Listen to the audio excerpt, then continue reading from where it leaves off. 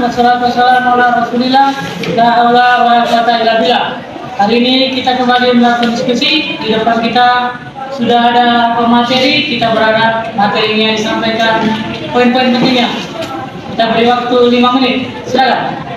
Assalamualaikum warahmatullahi wabarakatuh. Waalaikumsalam warahmatullahi wabarakatuh. Alhamdulillahirabbil ka'bah wa qiblatikum umatin amma wassalatu wassalamu ala Rasulillah, la haula wala quwwata illa billah. Pertama-tama dan yang paling utama, marilah kita panjatkan puja dan puji syukur atas kehadirat Allah Subhanahu wa taala, yang mana pada siang hari ini kita masih diberi nikmat kesehatan dan nikmat kesempatan sehingga kita dapat berkumpul di kelas yang sangat kecintai ini. Dan tak lupa sholawat berantaikan salam marilah kita hadiahkan kepada junjungan Nabi besar kita, Nabi Muhammad SAW.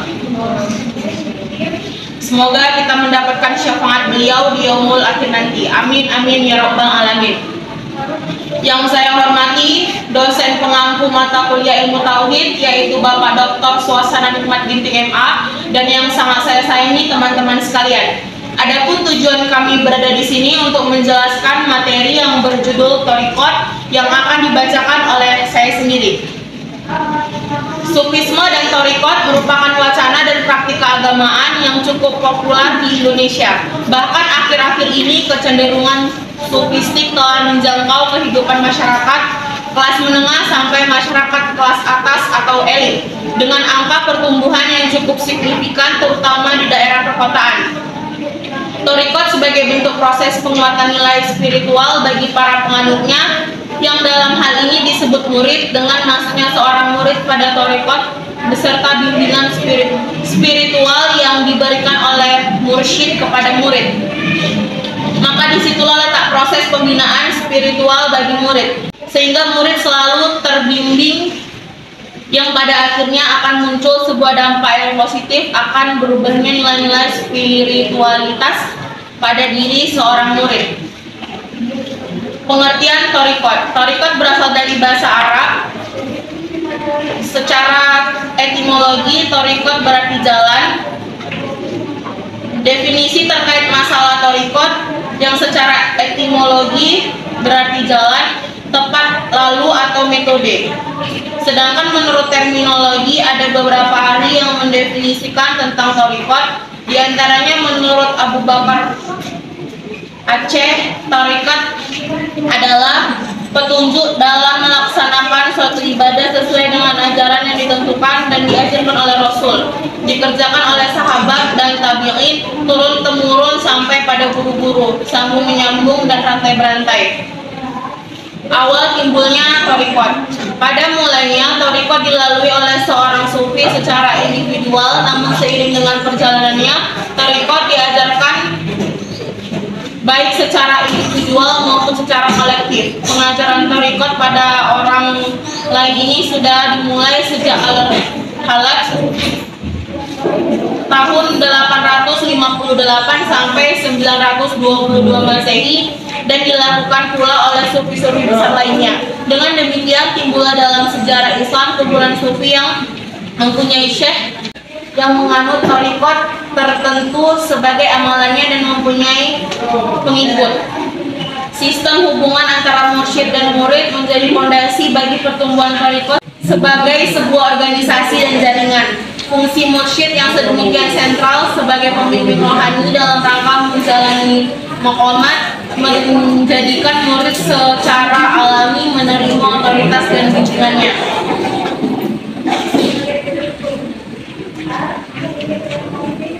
Korelasi thariqat dengan tasawuf.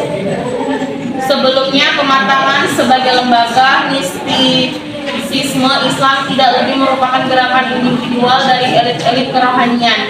Memang harus diakui sudah terdapat perbedaan kecenderungan, jalan maupun pikiran yang dipakai oleh para tokoh sufi pada saat itu.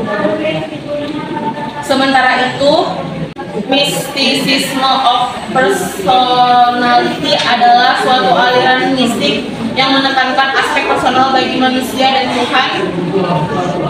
Pada aliran kedua ini, hubungan manusia dengan Tuhan dilukiskan sebagai hubungan antara makhluk makhluk dan khalik.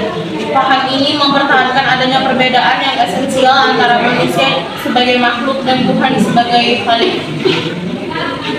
Peranan tarikat dalam penyebaran Islam. Pertama, tekanan tarikat pada amalan-amalan praktis dan ini cukup menarik perhatian bagi kebanyakan anggota masyarakat.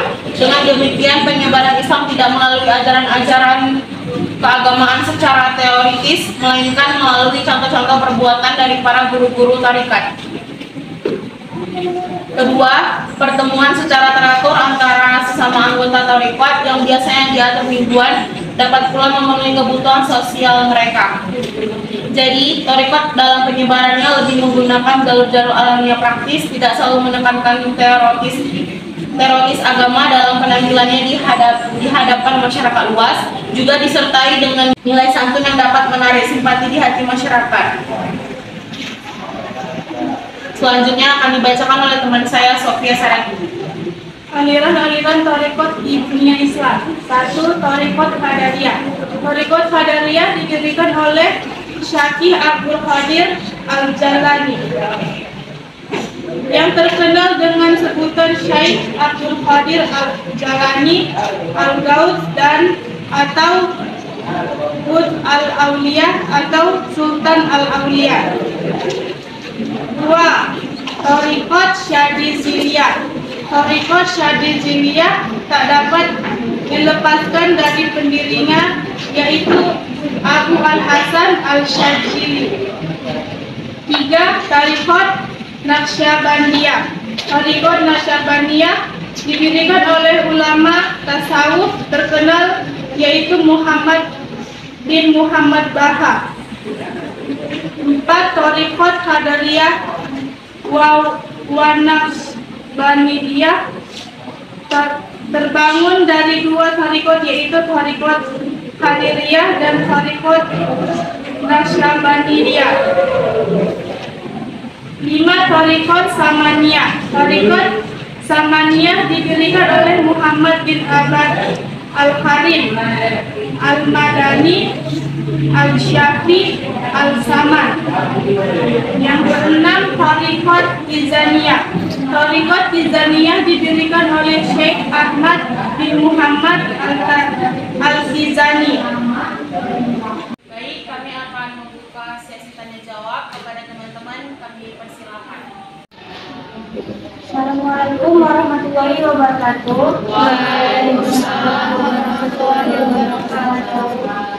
Saya Nimas Aisyah ingin bertanya, sebutkan apa-apa saja aliran-aliran tarikat di dunia Islam. Terima kasih.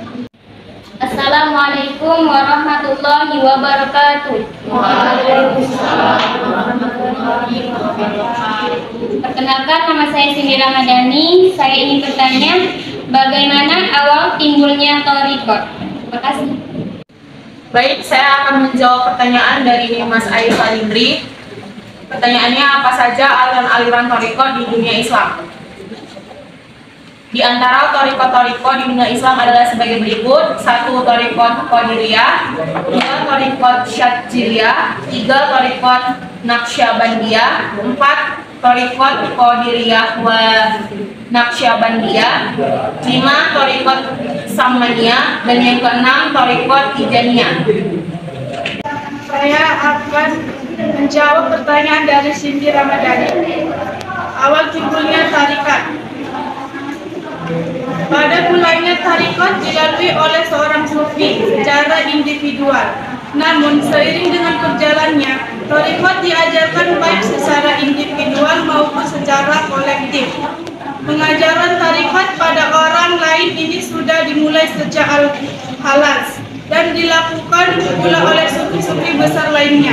Dengan demikian, timbullah dalam sejarah Islam kumpulan sufi yang mempunyai syaikh yang menganut tarikat tertentu sebagai amalannya dan mempunyai pengikut. Baik, selesai sudah penjelasan kami mengenai materi yang berjudul tarikat. Semoga bermanfaat untuk kita semua. Amin amin ya rabbal alamin. Saya akhiri dengan wabillahi taufiq wal hidayah. Wassalamualaikum warahmatullahi wabarakatuh.